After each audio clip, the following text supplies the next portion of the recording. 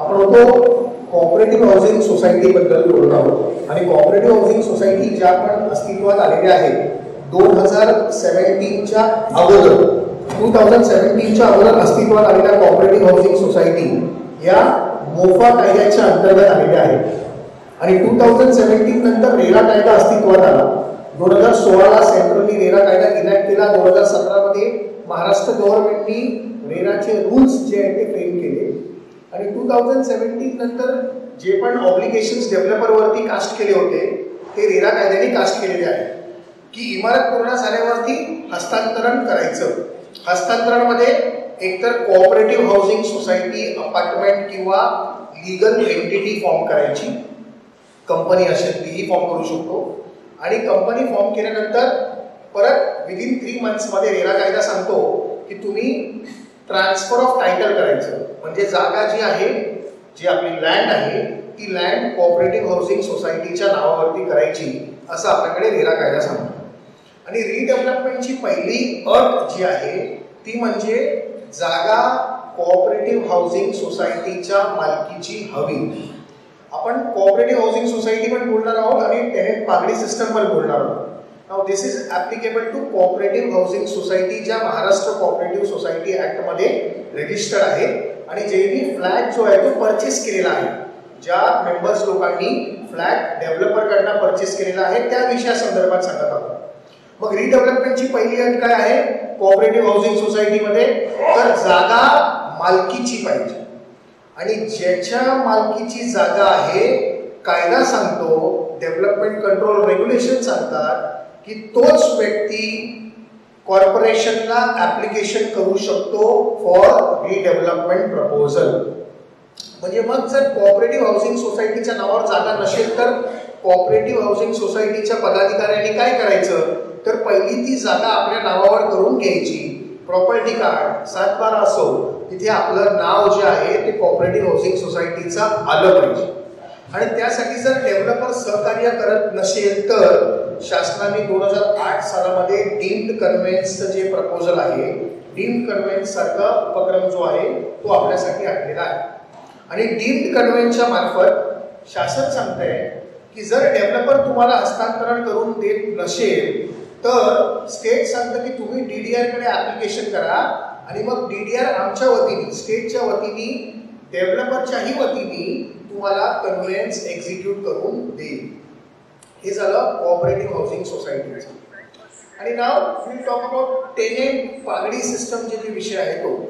मग या दोघांमध्ये फरक काय तर दोघांमध्ये फरक थोडासा आपण जाणून घेऊया. पहिला कन्सेप्ट आहे ओनरशिपचा, की आपण बोलतो की आपल्या मालकीचं घर, आपल्या मालकीची जागा, कुठला तरी प्लॉट जो आहे तो आपल्या मालकीचा आहे. मग मालकीचा आहे म्हणजे मग इथे आपण सांगतोय ओनरशिप कन्सेप्ट. ओनरशिप म्हणजे सगळे राईट्स त्या प्लॉट संदर्भातले जे आहेत ते माझ्या मालकीचे आहेत, सगळे राईट्स त्या फ्लॅट संदर्भातले आहेत ते माझ्या मालकीचे आहेत. हा झाला ओनरशिप कन्सेप्ट. आणि दुसरा विषय येतो पोझेशन. म्हणजे आपण बोलतो की जिथे माझं अस्तित्व आहे, जिथे माझा वापर आहे, जिथे मी जागा एन्जॉय करतो त्याला आपण बोलतो पोझेशन. आणि हे दोन विषय यासाठी घेतले कारण इंडियन एव्हिडन्स ऍक्ट जो आपला आहे त्याच्यामध्ये सेक्शन 110 सांगतो की पोझेशन इज 9 पॉइंट्स इन लॉ. म्हणजे 10 पैकी 9 गुण जे आहेत ते आपण पोझेशनला दिलेले आहेत असं आपल्याला कायद्याने सांगितलेलं आहे. आणि मग जो व्यक्ती पोझेशन मध्ये असेल आणि जो ओनर असेल तो डिनाय करत असेल त्या व्यक्तीचं टायटल, तर कायदा सांगतो की त्या ओनरला प्रूव्ह करायचं आहे की तुझी ओनरशिप नाही आहे. म्हणजे म्हणून इंडियन एव्हिडन्स ऍक्टने सांगितलं की पोझेशन इज 9 पॉइंट्स इन लॉ. आणि हाच पोझेशनचा कन्सेप्ट जो आहे तो आपल्याकडे पागडी सिस्टम ज्याला आपण बोलतो, त्या पागडी सिस्टम म्हणजे टेनेंट आणि लँडलॉर्डच्या रिलेशनशिप मध्ये आला. बरोबर. हे टेनेंट पागडी सिस्टम आलं कसं आपल्याकडे, कन्सेप्ट कुठून आला तर इंडस्ट्रियल रेव्होल्युशन सगळ्यांनी ऐकलं असेल. कॉटन मिल्स, आपल्या ज्या वेळेला कॉटन मिल्स होत्या त्यावेळेला मायग्रेशन तर येणार ना, की लोक आपल्याकडे इकडे येणार, मुंबईमध्ये येणार, काम धंद्यासाठी येणार. मग इंडस्ट्रियल रेव्होल्युशन मध्ये बरेचसं मायग्रेशन जे आहे ते होत होतं. आणि मग त्यावेळेला लोक भाड्याने जागा मागायची. मग भाड्याने जागा मागितल्यावर काय व्हायचं की जास्त लोक, डिमांड आणि सप्लायचा रेशो तुम्हाला माहिती असेल, पण डिमांड सप्लायमध्ये काय व्हायचं की डिमांड जास्त होती आणि सप्लाय घरं कमी होती. मग लोक सांगायची की 100 रुपयाच्या ऐवजी मी तुला 120 रुपये देतो, लँडलॉर्डला सांगायचं. पण लँडलॉर्ड बोलायचं ठीक आहे, 120 वाल्याला प्राधान्य दिलं. मग 120 वाला जो भाडा देतो आहे त्याला आपण खोली देऊया आपली. आणि अशा तऱ्हेने लँडलॉर्डचं एक्सप्लॉयटेशन सुरू झालं टेनेंट लोकांवर. आणि मग हे होता कुठल्याही प्रकारचा कायद्याचं नियंत्रण नव्हतं. आणि नियंत्रण नसावं म्हणून मग 1947 ला पहिल्यांदा आपल्याकडे कायदा आला, म्हणजे पश्चिम महाराष्ट्रासाठी कायदा आला, Bombay rent lodging and housing house control rent act. तो 1947 ला कायदा. पण प्रत्येक प्रांतामध्ये वेगवेगळा कायदा. म्हणजे महाराष्ट्र जर आपण बघितलं तर पश्चिम महाराष्ट्रासाठी बॉम्बे रेंट ऍक्ट आला. तुमच्या मराठवाड्यासाठी जर आपण बघितलं तर तिकडे हैदराबादचा कायदा आला, Hyderabad rent eviction lease act आला. आणि विदर्भाचं जर बघितलं तर तिकडे Bombay Central Provinces and Berar act, असे 3 वेगवेगळे कायदे रेंट, लँडलॉर्ड आणि टेनेंटच्या रिलेशनशिपसाठी आले. आणि मग हे 3 वेगवेगळे कायदे जेव्हा आले त्यावेळेला उलट झालं. म्हणजे पहिलं जे लँडलॉर्ड एक्सप्लॉइट करायचे, आता टेनेंटच्या बाजूने कायदा आला. आणि मग संकल्पना तुम्ही ऐकली असेल, once a tenant always a tenant, ही संकल्पना ऐकली असेल. आणि कायद्या आल्यावरती लोक असंही म्हणायला लागले, आपल्याकडे जशा म्हणी असतात मराठीमध्ये तसं इंग्लिशमध्ये असं म्हणायला लागले की फूल्स बिल्ड हाऊसेस, वाईस रिसाइड देअरिन.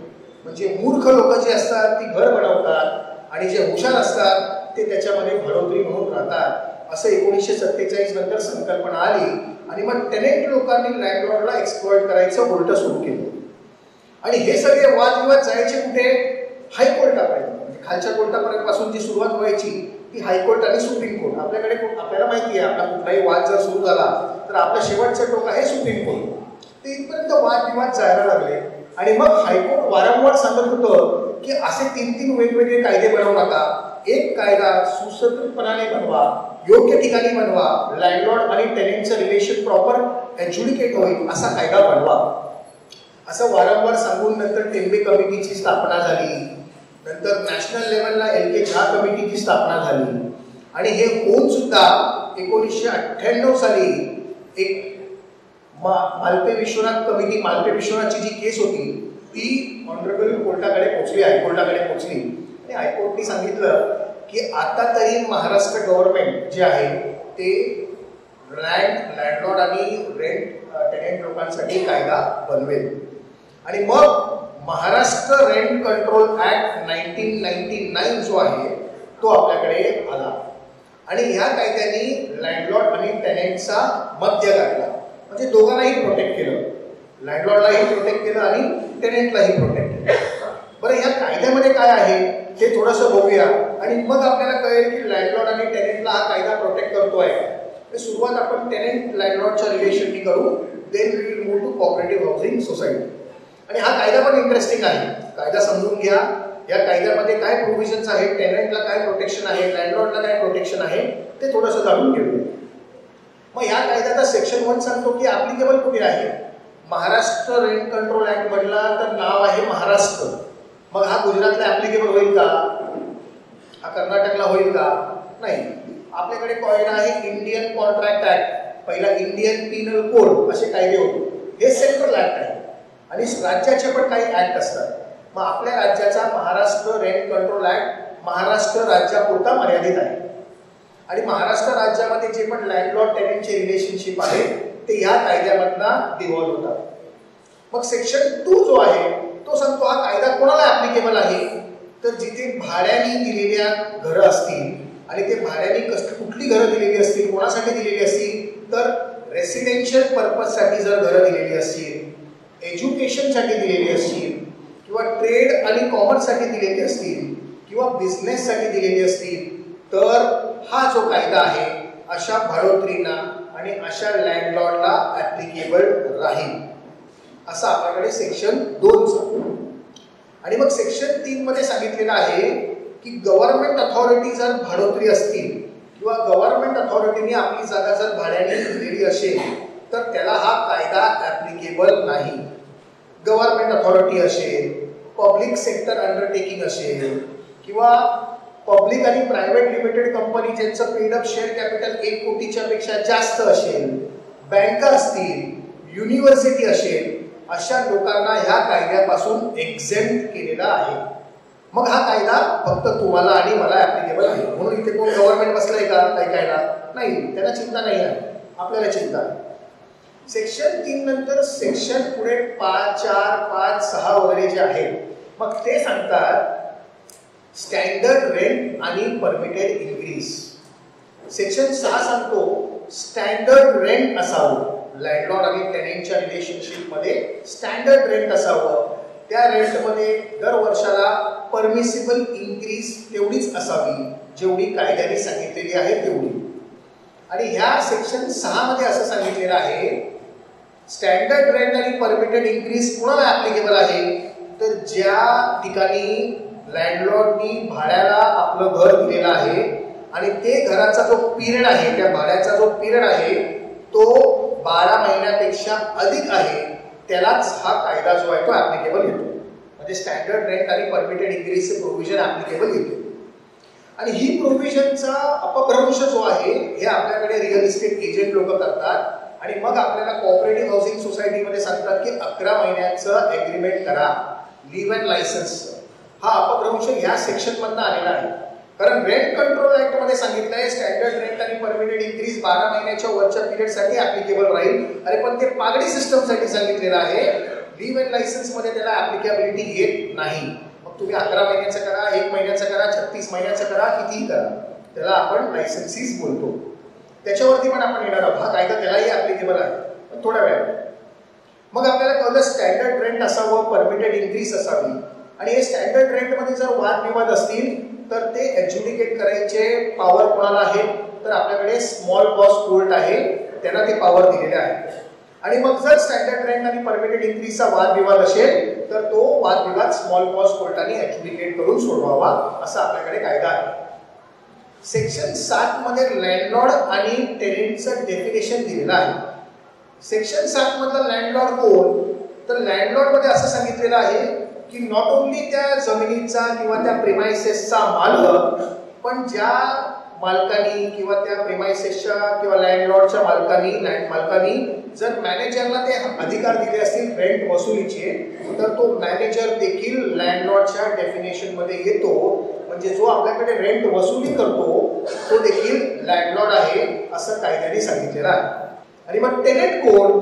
तर टेनेंट मध्ये सांगितलेलं आहे की टेनेंट ज्यांनी पागडी सिस्टम मध्ये घर भाड्याने घेतलेला आहे तो, आणि समजा त्यांनी परत फर्दर टेनेन्सी क्रिएट केलेली असेल, सबलेट केलेलं असेल मालकाच्या परवानगीने, तर ज्याला सबलेट केलेला आहे तो देखील एक टेनेंट होऊन जातो. आणि ज्या टेनेंटनी सबलेट केलेला आहे मालकाच्या परवानगीने जर केलेला असेल तर तो टेनेंट लँडलॉर्डच्या शूज मध्ये येतो, असा कायद्याने सांगितलेला आहे. एक काही गोष्टींचे प्रश्न जे तुमच्या मनामध्ये आहेत ते आपल्या डिस्कशनमध्ये इथूनच क्लिअर होणार आहेत. त्यापैकी आता जो आपण सांगणार आहोत तो विषय सेक्शन 7 मध्ये सांगितलेला आहे की जर टेनेंट मयत झाला, टेनेंट डिमाइज झाला, तर त्याच्यानंतर होणारा टेनेंट कोण? किंवा आपल्या मनामध्ये असाही प्रश्न असेल की माझं जर भाडोत्री सिस्टम मध्ये, आपल्या पागडी सिस्टम मध्ये घर आहे, तर मला ते विल करून देता येईल का माझ्या लिगल एअर्सना? तर त्याला आन्सर नो आहे. टेनेन्सी सिस्टम मध्ये जर कोण टेनेंट जो असेल, भाडोत्री असेल, हा मयत झाला, तर सेक्शन 7 तुम्ही गुगल करू शकता महाराष्ट्र रेंट कंट्रोल ऍक्टचा. त्या सेक्शन 7 मध्ये सांगितलेलं आहे की फॅमिली मेंबर, जो मेंबर फॅमिली मेंबर असेल आणि रेसिडेन्शियल प्रिमाइसेस असेल, तर त्याच्याबरोबर जो राहत होता त्यावेळेला तो जो व्यक्ती आहे तो टेनेंट म्हणून रूपात येईल. आणि कमर्शियल प्रिमाइसेस असेल, बिझनेस करत असेल, तर त्याच्याबरोबर जो बिझनेस करणारा व्यक्ती असेल तो त्यांच्या जागेवरती टेनेंट म्हणून काम करेल, असं आपल्याला सेक्शन 7 कायद्याने सांगितलेलं आहे. मग याचा अर्थ काय? याचा अर्थ क्लिअर आहे. मगाशी आपण सांगितल्याप्रमाणे पजेशनचा विषय आहे. जो व्यक्ती त्या टेनेंट बरोबर ती प्रिमाइसेस पजेशन मध्ये आहे आणि एन्जॉय करत आहे, त्या व्यक्तीचा अधिकार भविष्यामध्ये टेनेंट म्हणून येतो. हा आपल्याला सेक्शन 7 कायदा सांगतो. मग त्यानंतर विषय आहे परमिटेड इन्क्रीज. रेंटमध्ये इन्क्रीज किती असावं, तर सेक्शन 11 जो आहे तो सांगतो की 4% फक्त इन्क्रीज ॲन्युअली असू शकतो. दरवर्षी 4% इन्क्रीज कायद्याने सांगितलेलं आहे. पण कायद्याने असंही सांगितलेलं आहे की 15% इन्क्रीज पण असू शकतं जर स्ट्रक्चरल प्रॉब्लेम्स असतील, स्ट्रक्चरल बिल्डिंगमध्ये ऑल्टरेशन्स करायचे असतील आणि 70% लोकांनी जर कन्सेंट लेखी दिलेला असेल लँडलॉर्डला, तर लँडलॉर्ड तुमच्या भाड्यामध्ये 15% इन्क्रीज देखील करू शकतो, असं आपल्याकडे सेक्शन 11 महाराष्ट्र रेंट कंट्रोल ॲक्टनी सांगितलेलं आहे. त्यानंतरचा जो सेक्शन आहे तो आहे सेक्शन 14, जो सगळ्यात फार महत्वाचा आहे.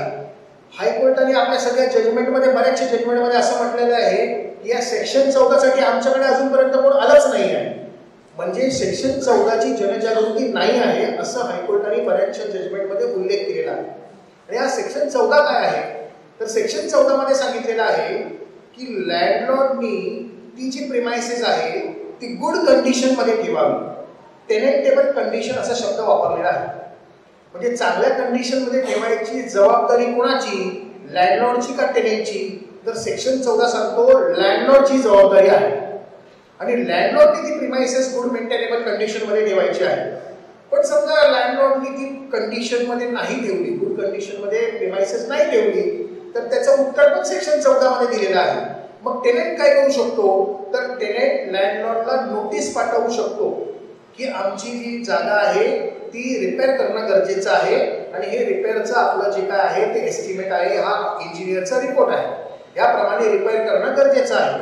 अशी नोटीस 15 दिवसाची कायद्याने सांगितलेलं आहे टेनेंट लँडलॉर्डला पाठवू शकतो. बरं, ही नोटीस मिळाल्यावरती त्यांनी काही केलं नाही, तर मग टेनेंट जो आहे तो त्या रिपेअरच्या ज्या पॉइंट्स दिलेले आहेत इंजिनियरनी, ते सगळे रिपेअरेबल पॉइंट्स जे आहेत ते रिपेअर करून ती प्रिमाइसेस गुड कंडिशन मध्ये आणू शकतो.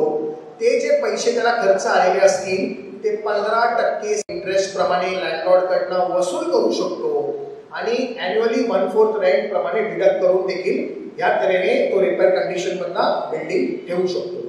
म्हणजे जर लँडलॉर्डने बिल्डिंग रिपेअरेबल कंडिशन मध्ये नाही ठेवली तर कायदा सांगतो की टेनेंटला अधिकार दिलेले आहेत, तुम्ही करू शकता, पण due process of law follow करा आणि मग ती रिपेअर करा, असं सेक्शन 14 रिपेअर्स बद्दल सांगतो. सेक्शन 15 आपण मगाशी म्हटलं once a tenant always a tenant. Section 15 prove करतो once a tenant always a tenant. कसं काय, लँडलॉर्ड बरेच वेळेला स्मॉल कॉज कोर्टामध्ये दावे दाखल करतात की ह्यांनी मला भाडं दिलं नाही म्हणून ह्याला आता इविक्ट करण्यात यावं. आणि हा सेक्शन 15 जो आहे हा टेनेंट लोकांना प्रोटेक्ट करतो आणि सांगतो once a tenant always a tenant. कसं काय प्रोटेक्ट करतो, तर सेक्शन 15 ने सांगितलेलं आहे की जर कोण भाडं तुम्हाला देत नसेल, स्टँडर्ड रेट, परमिटेड इन्क्रीज, भाडं देत नसेल टायमावरती, तर ह्या टेनेंटला जर तुम्हाला इविक्ट करायचं असेल तर मिनिमम 90 दिवसाची नोटीस देणं गरजेचं आहे. 90 डेज डिमांड नोटीस रेस करणं गरजेचं आहे. आणि 90 डेज डिमांड नोटीस रेस केल्यावरती मगच तो कोर्टाच्या दरवाजापर्यंत येऊ शकतो. म्हणजे कोर्टामध्ये दावा दाखल करू शकतो. 90 दिवसाची नोटीस देऊन देखील जर टेनेंट भाडं पे करत नसेल तरच तो तिकडे जाऊ शकतो. बरं, एकदा कोर्टात गेला की कोर्टाला कायद्याने सांगितलेलं आहे की तुम्ही लगेच निर्णय नाही देऊन टाकायचा, तुम्ही परत समन्स पाठवायचा आणि 90 दिवस तुम्ही पण वाट बघायची. म्हणजे कोर्टालाही सांगितलंय की तुम्ही पण 90 दिवस फॉलो करा. मग 90 दिवस वाट बघितल्यावरती 90व्या दिवशी टेनेंट आला आणि सांगितलं साहेब काय नाही, जे भाडं राहिलेलं आहे ते मी भरतो, तर 90व्या दिवशी त्यांनी भाडं जर भरलं, लँडलॉर्डला दिलं, तर कोर्टाला कायद्याने सांगितलेलं आहे की जे सूट डिसमिस करून टाकायचं. म्हणजे once a tenant always a tenant. Tenant 90व्या दिवशी जरी भाडं घेऊन आला तरी देखील लँडलॉर्डला त्याला एविक्ट करता येत नाही, असं सेक्शन 15 ने सांगितलेलं आहे. तुम्ही हे सेक्शन नोट करू शकता, गुगलमध्ये जाऊन तुम्ही त्याचा अभ्यासही पुढे भविष्यामध्ये करू शकता. त्यानंतर सेक्शन 16 आहे, तो लँडलॉर्डला काही अधिकार देतो तुम्हाला एविक्ट करण्याचे, टेनेंटला एविक्ट करण्याचे. आणि मग टेनेंटला एविक्ट 16 मध्ये काय काय सांगितलेले आहेत, ग्राउंड्स दिलेले आहेत. तुम्ही जर प्रॉपर्टीला डॅमेज केलं, तुमच्या राहत्या घराला जर तुम्ही डॅमेज केलं किंवा तुम्ही इलिगल कन्स्ट्रक्शन केलं, स्ट्रक्चरल मॉडिफिकेशन केलं, किचन प्लॅटफॉर्म लावलं, एक्झॉस्ट बसवणं, एअर कंडिशनिंग लावणं, वुडन पार्टिशन क्रिएट करणं, ह्याला इलिगल कन्स्ट्रक्शन बोलत नाही. कायद्याने सांगितलंय हे तुम्ही करू शकता, ह्याला इलिगल कन्स्ट्रक्शन बोलत नाही. पण भिंतच काढली, नवीन भिंत टाकली, कुठेतरी स्ट्रक्चरलचा पिलरच काढून टाकला, ह्या गोष्टी ग्राउंड असू शकतात तुम्हाला एविक्शन करण्याच्या, टेनेंटला एविक्ट करण्याच्या. आणि सेक्शन 16 पहिला सांगतो डॅमेज, सेकंड सांगतो इलिगल कन्स्ट्रक्शन किंवा इमॉरल पर्पजसाठी जर फ्लॅट वापरत असतील तर तुम्हाला एविक्ट करता येतं. तिथे एक शब्द असा पण आहे की शेजाऱ्याने जर कंप्लेंट केली म्हणजे बाजूवाल्याबरोबर वादविवाद घालत बसायचे नाही असं कायद्याने देखील सांगितलेलं आहे. तर ती देखील कंप्लेंट एक ग्राउंड असू शकतो एविक्शनचा. किंवा एम्प्लॉयमेंट लिंक टेनेन्सी असेल, म्हणजे मालक असेल आणि मालकाने ड्रायव्हरला घर दिले असेल भाडोत्री तत्वावरती आणि उद्या ड्रायव्हरला तरी कामावरून काढून टाकलं तर त्यांनी असं नाही म्हणायचं की once a tenant always a tenant, तो नोकरी गेल्यावरती घरही जातं. तर ते देखील एक ग्राउंड आहे एविक्शन करण्याचा. नंतर रिपेअर्स एक ग्राउंड आहे एविक्शन करण्याचा. पर्सनल बोनाफाईड इंटरेस्ट, म्हणजे समजा आता मालकाची फॅमिली एक्सटेंड झाली आणि टेनेंटची फॅमिली कमी झाली, टेनेंटची मुलं आता अमेरिकेत गेली आणि मालकाची सगळे मुलं अमेरिकेवरून इकडे आली, आता मालकाला गरज आहे जास्त होण्याची, तर त्याला बोलतो पर्सनल बोनाफाईड इंटरेस्ट. त्या एक देखील ग्राउंड असू शकतो टेनेंटकडनं एविक्शन करण्याचा. आणि रिपेअर रिकन्स्ट्रक्शन, मग रिकन्स्ट्रक्शन मध्ये दिलेलं आहे की जर लँडलॉर्डकडे प्रपोजल रेडी असेल, प्रपोजल घेऊन स्मॉल कॉज कोर्टात जायचं, स्मॉल कॉज कोर्टमध्ये प्रपोजल दाखल करायचं, त्यांनी सांगायचं की माझ्याकडे प्रपोजल रेडी आहे, माझ्याकडे फंड्स रेडी आहेत, विदिन 1 मंथ मी डिमॉलिश करतो. डिमॉलिश करायचं, बिल्डिंग 3 महिन्यामध्ये डिमॉलिश झाली पाहिजे, 3 महिन्यानंतर 15 महिन्यामध्ये बिल्डिंग पूर्ण झाली पाहिजे, 15 महिन्याच्या नंतर 3 महिन्याचं एक्सटेन्शन 4 वेळा देता येतं, म्हणजे 12 महिने एक्सटेन्शन. असं करून टोटल जे आहे ते 15 + 12 असे करून 30 महिन्याच्या आतमध्ये बिल्डिंग जी आहे ती पूर्ण करायची. असं ग्राउंड जो आहे घेऊन लँडलॉर्ड स्मॉल कॉज कोर्टमध्ये जाऊ शकतो आणि टेनेंटला रिकन्स्ट्रक्शनसाठी एविक्शन करू शकतो. पण त्यामध्ये असंही सांगितलेलं आहे की आपल्याला त्यांनी एविक्ट केलं, आपण बाहेर आलो आणि यांनी 1 महिन्यामध्ये डिमॉलिशन सुरूच नाही केलं, मग आपण जाऊ शकतो कोर्टाकडे आणि आपण सांगू शकतो की ह्यांनी ब्रीच केलेलं आहे, कायद्याच्या तत्वाप्रमाणे यांनी काम केलेलं नाही आहे, आता आमचं घर जे आहे ते आम्हाला परत द्या. डिमॉलिशन केलं नसेल तर अशाही ऑर्डर्स परत आलेल्या आहेत. तर ह्या सगळ्या ग्राउंड्सवरती सेक्शन 16 पर्यंत आपण बघितलं, 16 to 22 पर्यंत ग्राउंड्सवरती टेनेंट आणि लँडलॉर्डचे टग अँड फॉर चालू असतो. आणि मग ह्या सगळ्या झाल्यावरती आपला एक विषय मगाशी आपण जो घेतला की leave and licence. Cooperative housing सोसायटीमध्ये जे भाड्यात्री तत्वावरती आपण 11 महिन्याचं लिव्ह अँड लायसन्स, 36 महिन्याचं लिव्ह अँड लायसन्स असे जे आपण ॲग्रीमेंट करतो, भाड्याने जे फ्लॅट देतो ते हे ॲप्लिकेबल येत नाही. पण ते जे फ्लॅट भाड्याने आपण जे देतो लिव्ह अँड लायसन्सवरती, ते लिव्ह अँड लायसन्सचं ॲग्रीमेंट कंपल्सरी रजिस्टर्ड करायचं असं आपल्याला महाराष्ट्र रेंट कंट्रोल ॲक्टचं सेक्शन 55 सांगतो. आणि ते ॲग्रीमेंट रजिस्टर्ड नाही केलं तर कायद्याने सांगितलेलं आहे की टेनेंट जे काय प्रोटेक्शन घेईल कोर्टामध्ये, बाजू मांडेल, ती बाजू प्रिवेल होईल लँडलॉर्डच्या कंटेन्शन म्हणजे मेंबरच्या कंटेन्शनच्या आधीच. त्यामुळे भाडोत्री तत्वावरती जे आपण leave and licence cooperative housing सोसायटीमध्ये ॲग्रीमेंट करतो ते लोकांना जनजागृती करावी की ते ॲग्रीमेंट कंपल्सरी रजिस्ट्रेशन करावं. त्याची योग्य ती स्टॅम्प ड्युटी, ती काही नॉमिनल स्टॅम्प ड्युटी असते, त्याची काही जास्त स्टॅम्प ड्युटी नसते, ती स्टॅम्प ड्युटी भरावी आणि ॲग्रीमेंट रजिस्टर्ड करणं बंधनकारक आहे. कायद्याने असंही सांगितलेलं आहे की जर तुम्ही ते ॲग्रीमेंट रजिस्टर्ड नाही केलं तर 3 महिने तुरुंगवास किंवा 5,000 रुपये दंड असंही त्याच्यामध्ये प्रोव्हिजन दिलेली आहे. सेक्शन 55 गुगल करू शकता, महाराष्ट्र रेंट कंट्रोल ॲक्टचा लिव्ह अँड लायसन्स ॲग्रीमेंटचा. तर अशा तऱ्हेने आपण टेनेन्सी आणि थोडंसं कोऑपरेटिव्ह हाऊसिंग सोसायटीमध्ये शिरकाव मध्ये करत आहोत आपण. आता आपण जाऊया रिडेव्हलपमेंट किंवा रिडेव्हलपमेंटमध्ये आपण पाहिलं की हे सगळे सेक्शन 16 आहे, 15 आहे, इव्हिक्शन केलं, रिकन्स्ट्रक्शन करू शकतात. मग प्रोव्हिजन्स कुठले आहेत तर आपल्याकडे डेव्हलपमेंट कंट्रोल रेग्युलेशन, म्हणजे मुंबईमध्ये अख्ख्या महाराष्ट्रामध्ये जर आपण बघितलं तर मुंबई सोडली तर अख्ख्या बाकीच्या ठिकाणी UDCPR आहे आणि आपल्याकडे डेव्हलपमेंट कंट्रोल DCPR ज्याला आपण बोलतो प्रमोशन अँड रेग्युलेशन जो आहे 2034 चा. पण DCPR 2034 मध्ये 33(7) ची प्रोव्हिजन दिलेली आहे. मुंबई आयलँड सिटीमध्ये ज्या सेस बिल्डिंग आहेत त्याला, आणि 33(7)A जो आहे तो नॉन सेस बिल्डिंगसाठी आहे, किंवा सबअर्बमध्ये ज्या टेनंट बिल्डिंग आहेत त्यांच्यासाठी आहे, ईस्टर्न सबअर्ब, वेस्टर्न सबअर्ब त्यांच्यासाठी. म्हणजे 33(7) आणि 33(7)A ह्याचा अभ्यास जो आहे तो आपल्याला करावा लागतो.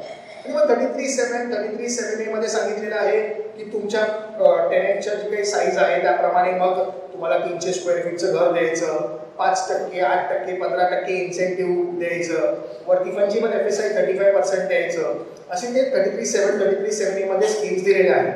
तुमची सिंगल बिल्डिंग असेल तर तुम्हाला 75 to 80% पर्यंत इन्सेंटिव्ह आहे, लँडलॉर्डला, डेव्हलपरला मिळतात. तुमच्या 2 बिल्डिंग, 2 ते 5 बिल्डिंग असतील, एकत्र आलेल्या असतील तर मग तुम्हाला 80% ते 85% असा इन्सेंटिव्ह मिळतो. 5 पेक्षा जास्त बिल्डिंग असतील तर 90% पेक्षा जास्त, असं बरेच स्कीम्स त्याच्यामध्ये आपल्याकडे दिसतात.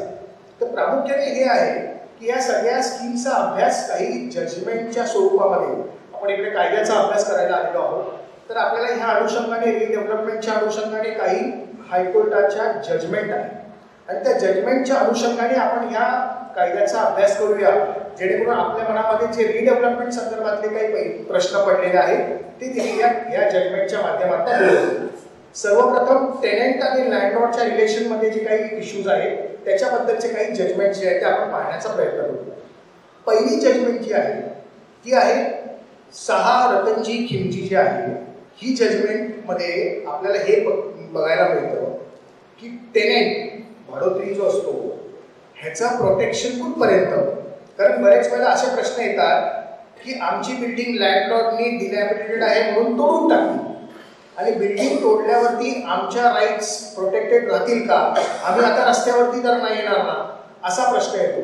तर बॉम्बे हायकोर्टने ह्या जजमेंटमध्ये, किंवा अजून एक जजमेंट आहे खिमजी पताडियाची एक जजमेंट आहे versus municipal corporation of greater Mumbai, किंवा जुलेका अहमदची जजमेंट आहे, त्याच्यामध्ये देखील ह्या सगळ्या जजमेंटमध्ये असं सांगितलेलं आहे की टेनंट जर लँडलॉर्डने बिल्डिंग तोडून टाकली, डिमॉलिश केली, तरी टेनेन्सी नष्ट होत नाही. टेनेन्सीचा अस्तित्व अजूनही राहतं. जे तुमचे राईट्स आहेत ते बिल्डिंग तोडल्यावर देखील त्याच्यामध्ये तुमचे अबाधित राहतात, असं या 3 जजमेंटमध्ये सांगितलेलं आहे. तुम्ही जे प्रश्न विचारणार आहात ना त्याचीच उत्तरं मी तुम्हाला पहिल्या द्यायचा प्रयत्न करत आहोत. दुसरा जजमेंट 353 ची नोटीस आलेली आहे.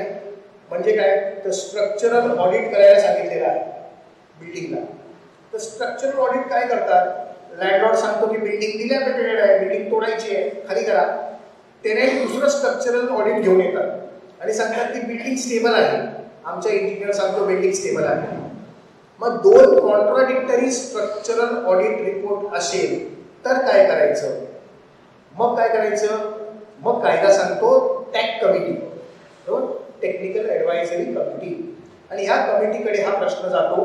म्युनिसिपल कॉर्पोरेशननी ही टॅक कमिटी स्थापन केलेली आहे, आणि टॅक कमिटी आपला रिपोर्ट देते. जर त्यांनी सांगितलं बिल्डिंग डिलॅबिटेटेड आहे तर बिल्डिंग खाली करावी लागेल आणि बिल्डिंग तोडावी लागेल. मग टॅक कमिटीच्या बरेचसे केसेस जे आहेत ते टेनंट तर्फे हायकोर्टाकडे पोहोचले, आणि ऑनरेबल बॉम्बे हायकोर्टने सांगितलं की आम्ही काही टॅक कमिटीपेक्षा एक्सपर्ट नाही आहोत, आम्ही इकडे न्याय निवाडा करायला बसलेलो आहोत. एक्सपर्ट जे आहे त्या फील्डमध्ये टॅक कमिटी असल्यामुळे त्याचा रिपोर्ट आमच्याकडे चॅलेंज करता येणार नाही. त्यामुळे तिथे जर आपण जर एफर्ट्स करत असाल तर ते एफर्ट्स आपले वाया जाऊ शकतात, ह्याची थोडीशी खबरदारी या जजमेंटच्या मार्फत आपल्याला घ्यायची आहे. या टॅक कमिटीची जी जजमेंट आहे ती आहे दिवानचंद गुप्ता वर्सेस NM शहा. हे तुम्ही जजमेंट वाटल्यास घेऊन देऊ शकता. गुगल करून तुम्हाला हे जजमेंट देखील सापडतील, आणि या जजमेंटचा अभ्यास करून तुम्ही आपले राईट्स जे ते एक्सरसाइज करू शकता. दिवानचंद गुप्ता वर्सेस NM शहा. त्यानंतर अजून एक विषय असा येतो की टेनंट ज्या वेळेला बिल्डिंग रिडेव्हलपमेंट होते, बिल्डिंग रिडेव्हलप झाल्यावरती आपल्याला ओनरशिपमध्ये बऱ्याच वेळेला फ्लॅट्स मिळतात. नवीन फ्लॅट्स जे आपल्याला मिळतात ते ओनरशिप तत्वावरती मिळतात. हे बंधनकारक आहे का, लँडलॉर्डनी तुम्हाला ओनरशिप तत्वावरती फ्लॅट भविष्यामध्ये रिडेव्हलपमेंटमध्ये देणं हे बंधनकारक आहे का, तर ह्याचं उत्तर जे आहे हे आपल्याला एस्टेलिया फर्नांडिसच्या जजमेंटमध्ये सापडतं. एस्टेलिया फर्नांडिस वर्सेस स्वर्ण हायराईज कन्स्ट्रक्शन, तुम्ही नाव लिहून देऊ शकता, एस्टेलिया फर्नांडिस वर्सेस स्वर्ण हायराईज कन्स्ट्रक्शन. ह्या जजमेंटमध्ये सांगितलेलं आहे it is not compulsory mandatory की टेनेन्सी जी आहे त्याला ओनरशिपमध्ये कन्वर्ट करावं लागेल. आणि वाद कुठे होता या जजमेंटमध्ये तुम्ही जर बघितलं तर 33(7)A मध्ये क्लॉज 19 दिलेला आहे. त्या क्लॉज 19 मध्ये असं म्हटलेलं आहे की जोपर्यंत रिडेव्हलपमेंट संपत नाही, नवीन बिल्डिंग तयार होत नाही, तोपर्यंत Maharashtra rent control act applicable राहील. ज्या वेळेला बिल्डिंग तयार झाली त्यावेळेला महाराष्ट्र कोऑपरेटिव्ह सोसायटी ऍक्ट जो आहे तो ऍप्लिकेबल होईल. आणि मग वादविवाद असा होता की महाराष्ट्र कोऑपरेटिव्ह सोसायटी ऍक्ट मध्ये ओनरशिपचा कन्सेप्ट आहे. मग ओनरशिप मिळते का आपल्याला कोऑपरेटिव्ह हाऊसिंग सोसायटीमध्ये? तर ऑनरेबल हायकोर्टनी या जजमेंटमध्ये सांगितलेलं आहे ओनरशिप देणं मॅन्डेटरी नाही आहे. कारण बेसिकली तुमचं लँडलॉर्ड आणि टेनेंटचं रिलेशनशिप आहे. जर उद्या लँडलॉर्डला वाटलं की तुम्हाला टेनेंटच ठेवायचे भविष्यात देखील, तर तो टेनेंटही तुम्हाला ठेवू शकतो. असं आपल्याला या जजमेंटच्या माध्यमातून कायदा जो आहे तो आपल्याला इंटरप्रिट केला गेलेला आहे. मग अजून एक जजमेंट आहे अब्दुल खानचं वर्सेस सुप्रीम कन्स्ट्रक्शन. आणि या जजमेंटमध्ये आपल्याला हे पाहायला मिळतं कोऑपरेटिव्ह हाऊसिंग सोसायटीमध्ये आपण बघतो रोज आपल्याला पेपरमध्ये काही जजमेंट्स पाहायला मिळतात, हायकोर्टचे निर्णय येतात की डेव्हलपरने जर काम केलं नसेल तर डेव्हलपरला टर्मिनेट केलेलं आहे, किंवा रेंट जर दिलं नसेल तर हायकोर्टाने त्याला डायरेक्शन दिलेले आहे की तुम्ही रेंट द्या. ह्या जजमेंटमध्ये तुम्हाला रेंटबद्दलची माहिती मिळेल. आणि या जजमेंटमधले फॅक्ट्स एकदम इंटरेस्टिंग आहेत. 2010 मध्ये टेनेंटनी लँडलॉर्डला बिल्डिंग हँडओव्हर केली. त्यांनी सांगितलं 2 वर्षामध्ये तुम्हाला बिल्डिंग बांधून देतो. लँडलॉर्डनी सांगितलं 2013 पर्यंत बिल्डिंग काय पूर्ण झाली नाही. मग लँडलॉर्डनी टेनेंटला विचारलं तुला रेंट आणि कॉर्पस द्यायचंय का? तर टेनेंट म्हणाला नको नको, मला थोडंसं 150 स्क्वेअर फीट एक्स्ट्रा अजून जागा दे रेंटच्या मोबदल्यात. आणि मग 2013 नंतर 2023-24 उजाडला, अजूनपर्यंत बिल्डिंग काय झालेली नाही आहे. लँडलॉर्ड सांगतोय की ह्यांनी रेंट फॉरगो केलेला आहे, त्याच्यामुळे हा रेंटला जो आहे तो याला ऍप्लिकेबिलिटी घेत नाही. आणि मग बॉम्बे हायकोर्टने हे स्मॉल कॉज कोर्टाकडनं अपिलेट कोर्टाकडनं ही जजमेंट बॉम्बे हायकोर्टकडे आली होती. आणि ऑनरेबल बॉम्बे हायकोर्टने हे केलं की 2013 पर्यंत तुला बिल्डिंग त्यांना पूर्ण द्यायची होती. त्यानंतर तू त्यांना जर बिल्डिंग दिली नसशील तर 70,000 प्रमाणे त्यांना रेंट, कमर्शियल प्रिमायसेस होती, कमर्शियल टेनेंटेड प्रिमायसेस, त्याला 70,000 रुपये पर महिना पर मंथ रेंट जो आहे तो ऑनरेबल बॉम्बे हायकोर्टनी द्यायला लावलेला आहे. म्हणजे जर बिल्डिंग डिले होत असेल, रिडेव्हलपमेंट डिले होत असेल तर आपले रेंटची एन्टायटलमेंट जी आहे ती अजूनही अबाधित आहे. अजून एक जजमेंट आहे आणि त्या जजमेंटमध्ये सेक्शन 499 MMMC ऍक्टचा, सेक्शन 354 ज्याच्यामध्ये आपले बिल्डिंग तोडतात, डिमॉलिश करतात, सेक्शन 489 MMMC ऍक्ट, हे सगळ्याचा आपल्याला त्याच्यात उल्लेख मिळतो.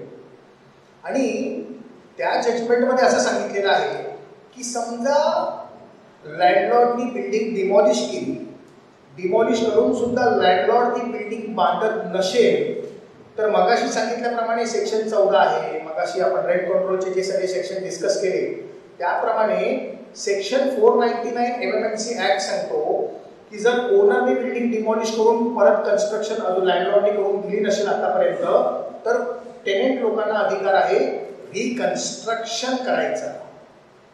आणि मग ते प्रपोजल पुटअप करू शकतात. प्रपोजल पुटअप करून अप्रुव्हल्स घेऊन बिल्डिंग परत उभी करू शकतात. केवढी बिल्डिंग उभी करू शकतो? सगळं पोटेन्शियल कन्वर्ट करून सगळं सेलेबल विलेबल करू शकतो का? तर हायकोर्टने सांगितलं शब्द आहे रिकन्स्ट्रक्शन, रिडेव्हलपमेंट नाही.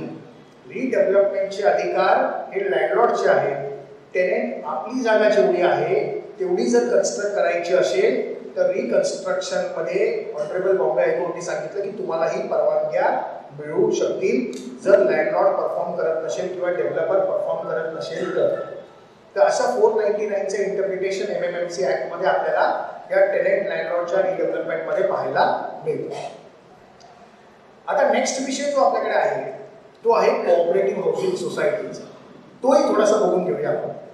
आणि कोऑपरेटिव्ह हाऊसिंग सोसायटी म्हटलं तर हाऊसिंग सोसायटी असं आपण त्याला संबोधतो. म्हणजे कोऑपरेटिव्ह सोसायटी तर बरेच आहेत, फिशरी सोसायटी, ॲग्रिकल्चरल सोसायटीज, बरोबर, पतपेढ्या संस्था, कोऑपरेटिव्ह बँक्स, आपली आहे कोऑपरेटिव्ह हाऊसिंग सोसायटी.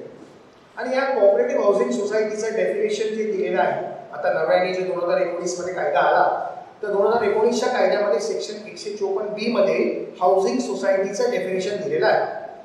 या डेफिनेशन मध्ये सांगितलेलं आहे की हाऊसिंग सोसायटी म्हणजे पहिलं लँड ऑब्जेक्ट काय आहे, त्याचं लँड प्रोव्हाइड करणं.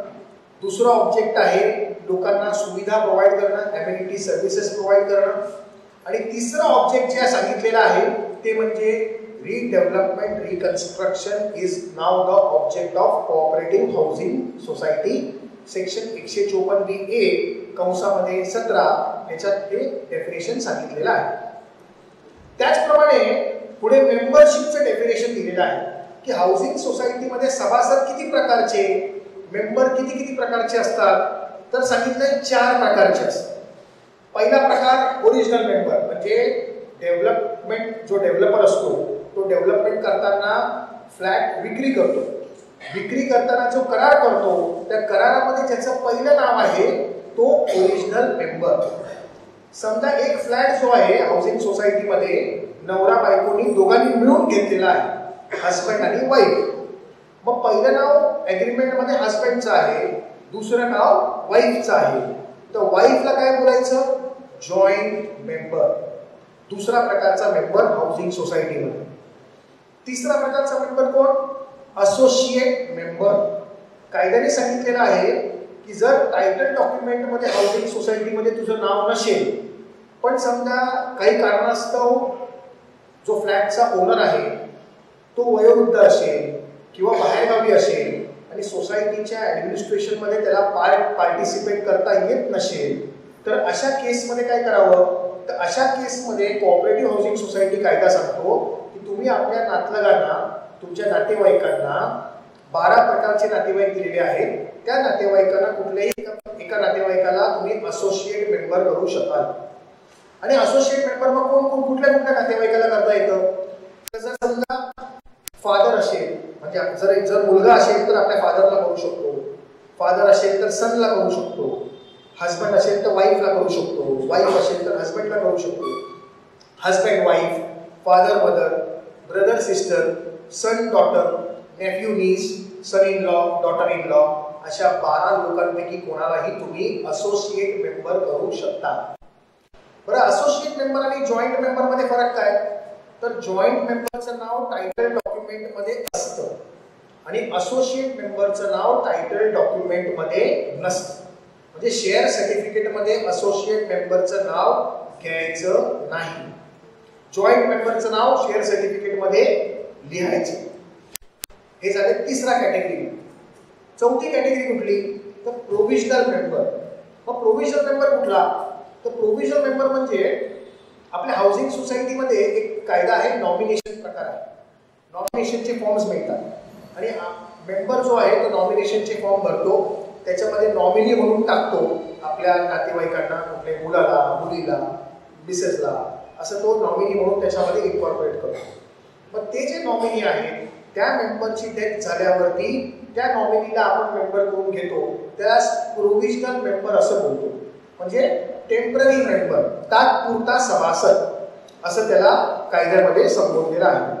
मग आपण किती प्रकार बघितले हाऊसिंग सोसायटीमध्ये, 4 प्रकार, original member, joint member, associate member, provisional member. बरोबर. आपल्याला ज्या वेळेला रिडेव्हलपमेंट करायचं असेल त्यावेळेला हाऊसिंग सोसायटीला कुठली खबरदारी घ्यायची, तर खबरदारी घ्यायची तर बिल्डिंग आपल्या मालकीची असेल तरच आपण रिडेव्हलपमेंट करू शकतो, हे आपण मगाशी डिस्कस केलं. प्रॉपर्टी कार्डमध्ये आपलं नाव पाहिजे, कन्व्हेन्स केलं नसेल तर कन्व्हेन्स करून घ्यायचं. हे झाला हा पहिला एलिजिबिलिटी क्रायटेरिया. दुसरा क्रायटेरिया की संस्थेने आपले इलेक्शन्स प्रॉपर करून घ्यायचे. जर 5 वर्षांनी संस्थेने इलेक्शन्स घ्यायचे असतात, जर तुम्ही इलेक्शन्स केले नसतील तर मग तुम्हाला भविष्यामध्ये रिडेव्हलपमेंटमध्ये अडथळा येऊ शकतो. त्याप्रमाणे मग इलेक्शन्स जे आहेत ते इलेक्शनचे रूल्स कोऑपरेटिव्ह हाऊसिंग सोसायटीने प्रचलित केलेले आहेत. ते म्हणजे इलेक्शन रूल्स 2021 फॉर 250पेक्षा कमी मेंबर असलेल्या हाऊसिंग सोसायटीचे, आणि ज्या 250पेक्षा जास्त मेंबर संख्या असेल तर इलेक्शन रूल्स 2014 याप्रमाणे इलेक्शन करून द्यायचं. आणि तिसरा क्रायटेरिया कुठला आहे? एक झाला कन्व्हेन्स, एक झाला इलेक्शन. तिसरा क्रायटेरिया तुमचा आहे की बिल्डिंग तुमची 30 वर्षापेक्षा जुनी पाहिजे.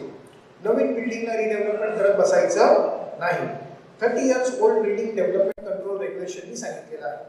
पण आपल्याकडे बरेच प्रश्न असे पण येतात किंवा बरेचसे आपल्याकडे हायकोर्टचे जजमेंटही आपल्याला पाहायला मिळतात की जर समजा बिल्डिंगचं वय 30 वर्ष नसेल पण बिल्डिंग खरोखर डिलॅबिटेटेड कंडिशनमध्ये आहे, बिल्डिंगचे रिपेरेबल कंडिशन नाही आहे, स्ट्रक्चरल मेंबर्स डिटोरिएट झालेले आहेत आणि बिल्डिंगचं वय 25 आहे, 22 आहे, 23 आहे, तर अशा वेळेला पुन्हा टॅग कमिटीचा प्रश्न आपल्याकडे येतो. टॅग कमिटीच्या मार्फत आपण रिपोर्ट्स घ्यायचे आणि मग स्पेशल परमिशन जी आहे ती कॉर्पोरेशनकडनं मिळवून आपण त्याही बिल्डिंगला रिडेव्हलपमेंट करू शकतो. पण सरसकट पहिला क्रायटेरिया असा आहे की 30 वर्ष बिल्डिंगचं आयुष्य असेल तर तुम्ही एलिजिबिलिटी आहे रिडेव्हलपमेंट करण्यासाठी तुम्ही पात्र म्हणून ठरता. ही झाली आपली पात्रता. आता रिडेव्हलपमेंट कोऑपरेटिव्ह हाऊसिंग सोसायटीचं कसं करायचं तर त्यासाठी काही गाईडलाईन्स दिलेले आहेत. ते गाईडलाईन्स म्हणजे आपले 4 जुलै 2019 चे गाईडलाईन्स. आणि 4 जुलै 2019 मध्ये जे गाईडलाईन्स दिलेले आहेत त्या गाईडलाईन्स प्रमाणे आपण आपल्या कोऑपरेटिव्ह हाऊसिंग सोसायटीचं रिडेव्हलपमेंट करायचं. काय दिलंय गाईडलाईन्स मध्ये? Simple. Special general body meeting घ्यायची. स्पेशल जनरल बॉडी मीटिंग मध्ये पारदर्शकता ठेवायची. पारदर्शकता ठेवून पहिले पीएमसीला आर्किटेक्टला अपॉइंट करायचं. फिजिबिलिटी रिपोर्ट घ्यायचा. फिजिबिलिटी रिपोर्ट आपल्या हातामध्ये मिळाल्यावरती आपल्याला आपल्या प्लॉटचं पोटेन्शियल माहीत पडतं. ते फिजिबिलिटी रिपोर्ट आल्यावरती मग टेंडर प्रोसेस करायची. टेंडर प्रोसेस करून बिल्डरची नियुक्ती करायची आणि बिल्डरची नियुक्ती ज्या जनरल बॉडी मीटिंगमध्ये आपण करणार आहोत ती general body meeting video recording करायची. रजिस्ट्रारचा प्रतिनिधी त्या मीटिंगमध्ये बोलवायचा आणि त्या मीटिंगचं कोरम जे आहे ते आपल्याला 2/3 असं पाहिजे. म्हणजे 100 मेंबरची जर आपली संस्था असेल तर 67 मेंबर्स त्या मीटिंगमध्ये हजर पाहिजे. आणि आपलं किती लोकांनी मिळून बिल्डरची अपॉइंटमेंट करायची तर 100 मेंबरची संस्था असेल तर 51% लोकांनी मिळून जे आहे बिल्डरला कन्सेंट देऊ शकतात. आणि जे 51% लोक बोलतात ते 49% लोकांनी त्याच्यावरती अंमलबजावणी करणं गरजेचं आहे असं कायद्याने सांगितलेलं आहे. म्हणजे 51% लोकांनी सांगितलं की ए नावाच्या डेव्हलपरला सिलेक्ट करायचं तर 49 लोक जर म्हणत असतील की बी डेव्हलपरला सिलेक्ट करूया तर कायदा सांगतो की कोऑपरेटिव्ह हाऊसिंग सोसायटीने ए डेव्हलपरला सिलेक्ट करणं गरजेचं आहे. सिंपल एक्झाम्पल आहे. बिल्डिंगला सफेद पेंट लावायचा की हिरवा लावायचा असं जर वादविवाद असतील आणि 51% लोक म्हणत असतील की सफेद कलर लावायचा तर मग सफेद अर्धा आणि अर्धा हिरवा लावत बसायचं नाही. कायदा सांगतो की अख्ख्या बिल्डिंगला सफेद कलर लावायचा. तोच फॉर्म्युला इथे अप्लाय करायचा. 51% लोक जे बिल्डर प्रेफर करत आहेत त्याच डेव्हलपरला व्हिडिओ रेकॉर्डिंग करून special general body meeting conduct करून रजिस्ट्रारच्या प्रेझेन्समध्ये डेव्हलपरची अपॉइंटमेंट करायची. आणि अशा तऱ्हेने जर आपण बिल्डरची अपॉइंटमेंट केली तर दोन्ही केसमध्ये टेनेंट पागडी किंवा कोऑपरेटिव्ह हाऊसिंग सोसायटी असो मग डिस्प्यूट्स जे आहेत ते कमी होतात. कोर्टामध्ये वादविवाद कमी होतात आणि अशा तऱ्हेने पारदर्शकतेप्रमाणे तुम्ही तुमच्या डेव्हलपरची अपॉइंटमेंट करून रिडेव्हलपमेंट करू शकता. पारदर्शकता काय बघायची? डेव्हलपरची पारदर्शकता आपण काय बघतो तर त्याचे फायनान्शियल स्टेटस बघतो, त्यांनी केलेली कामं बघतो. आज रेराच्या वेबसाईटमध्ये त्यांची नावं डिस्प्ले होतात. त्यांनी कुठे कुठे कामं केलेली आहेत हे आपल्याला दिसतं. थोडंसं आपण आर्किटेक्टकडनं अभ्यास करून ह्या डेव्हलपरची पार्श्वभूमी जाणून घ्यायची आणि हे सगळे विषय आपल्याला जनरल बॉडी मीटिंगमध्ये मांडायचे, लोकांना एक्सप्लेन करून सांगायचे आणि मग एक मताने किंवा जे काय मेजॉरिटीने आपण बिल्डरची नियुक्ती जी आहे ती करायची असं आपल्याला कोऑपरेटिव्ह हाऊसिंग सोसायटीमध्ये देखील सांगितलेलं आहे. मग हा झाला विषय आपला रिडेव्हलपमेंटचा. मग एक छोटासा विषय राहतो तो कुठला तर स्वयं पुनर्विकास, सेल्फ रिडेव्हलपमेंट. आणि मग ह्याच्यासाठी काही गाईडलाईन्स आहेत का तर हेच गाईडलाईन्स 4 जुलै 2019 चे गाईडलाईन्स. मग इकडे तर आपण डेव्हलपर अपॉइंट करतो तर स्वयं पुनर्विकासामध्ये काय करायचं हे कोऑपरेटिव्ह हाऊसिंग सोसायटीमध्ये मॅक्सिमम आपण स्वयं पुनर्विकास करू शकतो.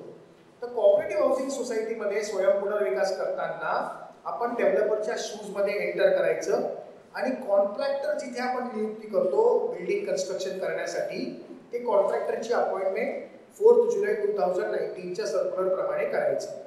तसं टेंडर मागवायची आणि कॉन्ट्रॅक्टरची नियुक्ती करायची. आणि मग स्वयं पुनर्विकासामध्ये आपल्याला फंड्स कुठून येणार? तर कोऑपरेटिव्ह हाऊसिंग सोसायटीला मुंबईमध्ये मुंबई जिल्हा मध्यवर्ती bank, Mumbai district central cooperative bank आणि महाराष्ट्र स्टेट कोऑपरेटिव्ह बँक जे आहे ते स्वयं पुनर्विकासाला फंडिंग करते. फंड्स जे आहेत ते तिथून तुम्ही आणू शकता तुमच्या स्वयं पुनर्विकासाच्या प्रोजेक्टमध्ये.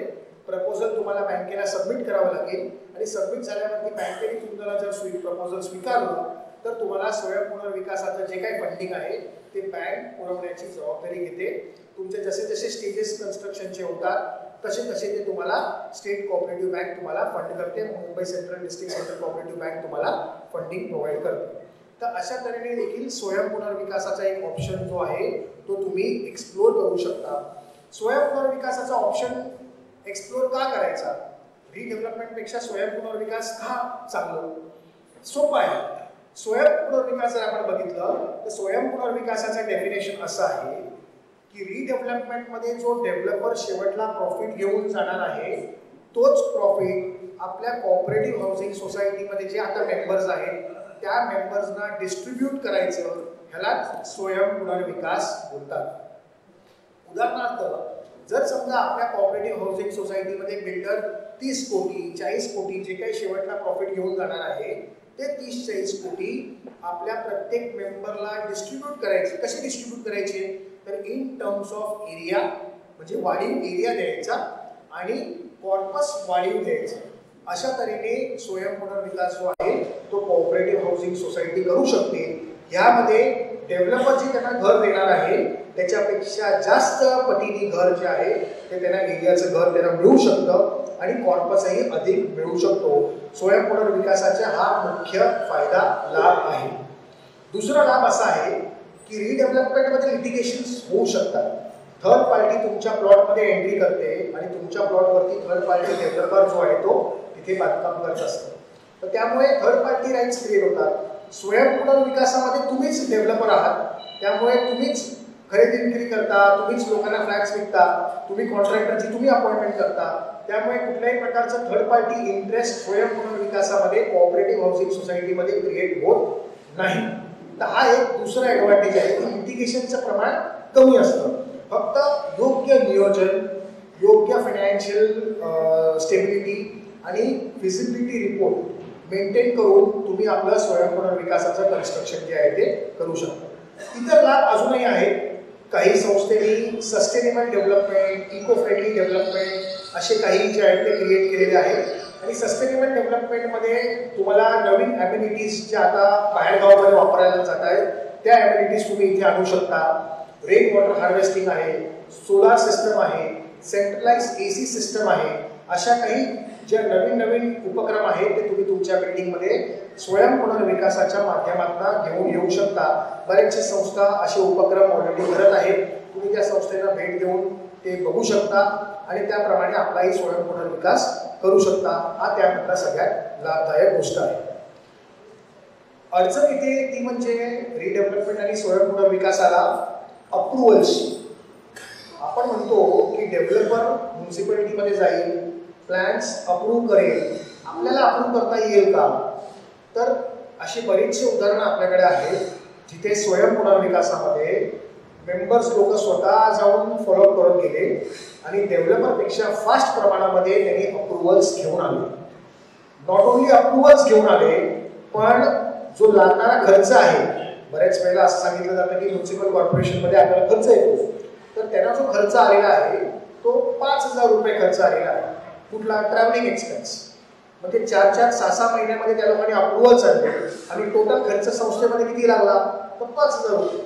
तर अशा तऱ्हेने आपण प्रत्येक मनी आपला सेव्ह करून अप्रुव्हल्स जे आहे ते आपणच स्वतः मिळवू शकतो. बरेचसे लोक मिळवत आहेत आणि तो जो लाभ आहे तो प्रत्येक मेंबरला डिस्ट्रीब्यूट करण्याचा प्रयत्न करत आहेत. याच अप्रुव्हलच्या अनुषंगाने महाराष्ट्र राज्य हाऊसिंग फेडरेशननी स्टेटला प्रपोजल दिलेला आहे की हे जे अप्रुव्हलची जी आहे प्रणाली, म्हणजे तिथे 6-6 महिने 8-8 महिने अप्रुव्हलला तुम्हाला प्लॅन अप्रुव्हलला लागतात, हीच तुम्ही जे कालावधी आहे हा अर्ध्या तासाचा करा. म्हणजे तुम्ही पेनड्राईव्हमध्ये प्लॅन्स घेऊन जाल, त्या पेनड्राईव्हचे प्लॅन्स त्या सिस्टममध्ये टाकाल, तिथून कॉम्प्युटरमधनं प्रिंटआउटमधनं अप्रुव्हल तुमचं बाहेर आलं पाहिजे. अशा तऱ्हेने उपक्रम राज्य सरकारने आणि सेंट्रल मिनिस्ट्रीकडे प्रपोजल जे आहे ते पुटअप केलेलं आहे. अशा तऱ्हेने तुम्ही ज्या वेळेला अप्रुव्हलची सिस्टम कराल त्यावेळेला बऱ्याच प्रमाणामध्ये स्वयं पुनर्विकासासाठी लोक पुढे येतील आणि लोकांना अप्रुव्हलची भीती राहणार नाही. आणि प्रॉब्लेम काय आहे, एका सिस्टममध्ये तुम्हाला DCPR टाकायचं आहे, ते DCPR तुमच्या पेनड्राईव्हचे प्लॅन्स एक्झामिन करेल, ती सिस्टमच एक्झामिन करेल आणि सिस्टम तुम्हाला रिपोर्ट देईल अप्रूव्ह किंवा नॉट अप्रूव्ह. बरं, ती जी सिस्टम आहे ती तुमच्या आर्किटेक्टकडे पण असेल, तो त्याच्या ऑफिसमध्येच पहिला प्लॅन तपासून बघेल की हा आपला प्लॅन अप्रूव्ह होणार आहे की नाही होणार आहे.